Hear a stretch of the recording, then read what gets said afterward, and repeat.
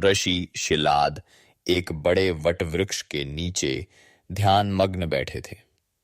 उनके चारों ओर धूप और छाया के अद्भुत खेल के बीच वातावरण में शांति फैली थी। उनके चेहरे पर गहन विषाद था, क्योंकि उन्हें संतान की प्राप्ति नहीं हुई थी। हे प्रभु शिव, मेरी तपस्या स्वीकार करें। मुझे एक ऐसा पुत्र दें जो आपके समान तेजस्वी और धर्मनिष्ठ हो, धर्मनिष्ठ हो। अचानक दिव्य प्रकाश के साथ भगवान शिव प्रकट हुए। चारों ओर गूंजती घंटियों की ध्वनि और मंद गंध में महकते पुष्प वातावरण को अलौकिक बना रहे थे। हे शिलाद, तुम्हारी भक्ति से मैं प्रसन्न हूँ। तुम्हें एक पुत्र प्राप्त होगा जो मेरे समान गुणवान होगा। कुछ समय पश्चात शिलाद को एक सुंदर तेजस्वी बालक की प्राप्ति हुई, जिसका नाम उन्होंने नंदी रखा।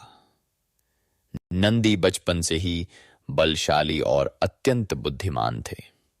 वे प्रातःकाल पिता के साथ यज्ञ करते और दिन भर शिव की आराधना में लीन रहते। गांव के लोग उनकी भक्ति और शक्ति की कहानियां सुनकर चकित रह जाते थे। पुत्र नंदी, तुम्हारी भक्ति और ज्ञान अद्वितीय है। आश्रम में कुछ विद्वान ऋषि पहुंचे, जिन्होंने शिलाद को बताया कि नंदी का जीवन अल्पकालिक है। यह सुनकर शिलाद का हृदय दुख से भर उठा। उनके चेहरे पर गहरी चिंता छा गई। पिताश्री, आप चिंतित न हो, मैं स्वयं भगवान शिव की शरण लूंगा। नंदी ने कैलाश पर्वत की ओर प्रस्थान किया।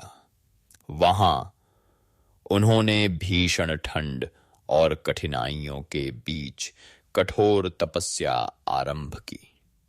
उनका शरीर हिम से ढका था, पर उनकी आस्था अडिग थी।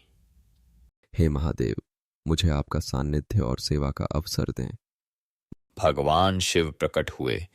उनके चारों ओर दिव्य आभा बिखर रही थी। नंदी की भक्ति से वे अत्यंत प्रसन्न हुए। हे नंदी, तुम्हारी भक्ति अतुलनीय है। मैं तुम्हें अमृत का वरदान देता हूँ। तुम मेरे वाहन, द्वारपाल और गणों के अधिपति बनोगे। नंदी का स्वरूप एक दिव्य और अद्भुत बैल के रूप में परिवर्तित हो गया। हर शिव मंदिर में नंदी की प्रतिमा भगवान शिव के सामने विराजमान है या दायी थे। लोग उनकी प्रतिमा को स्पर्श कर आयासियात प्राप्त करते हैं, जो सच्ची भक्ति और समर्पण का प्रतीक है। यह कथा आज भी सभी को सिखाती है कि निष्ठा, श्रद्धा और भक्ति से भगवान की अनंत कृपा और समीपता प्राप्त होती है।